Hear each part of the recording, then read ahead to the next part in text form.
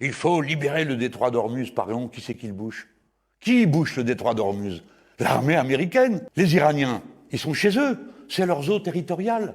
Et en face, il y a Oman. Et entre les deux, il n'y a que dalle. Donc les Américains n'ont rien à faire là.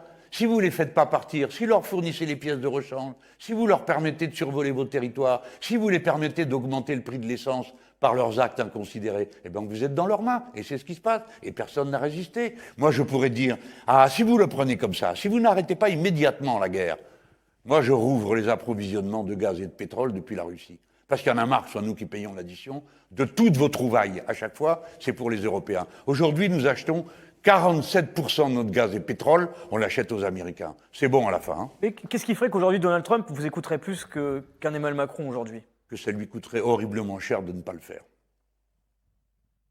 C'est comme ça qu'on fait. Quant à aller à Cuba, qu'il essaye. Pareil que de débarquer en Iran. Voyons. C'est-à-dire qu'on casse les relations économiques avec les États-Unis, avec l'Europe, avec... On leur demande d'abord aimablement, pour faire plaisir aux gens comme vous. On leur parle poliment. Et puis on leur dit, écoutez, ça ne peut plus durer. Nous ne sommes pas vos objets.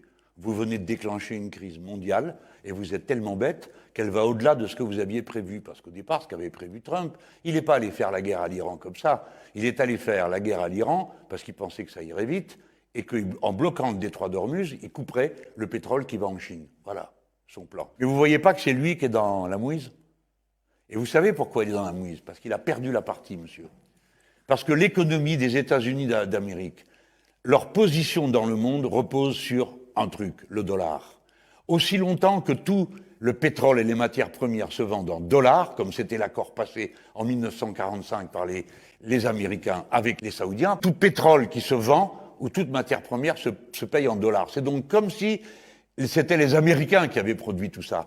Le jour où il y a la dédollarisation, ils sont cuits et morts. Et avoir mis des droits de douane en pensant, comme un libéral, que ça va faire jaillir des boîtes et des entreprises parce qu'on aura protégé, c'est une idiotie absolue. Et ça ne peut pas fonctionner et ça ne fonctionnera jamais. Le danger de M. Trump, c'est qu'il y gagne personnellement dans cette affaire, avec ses bitcoins, avec le fric qu'il a placé, avec les jeux de bourse que font ses proches.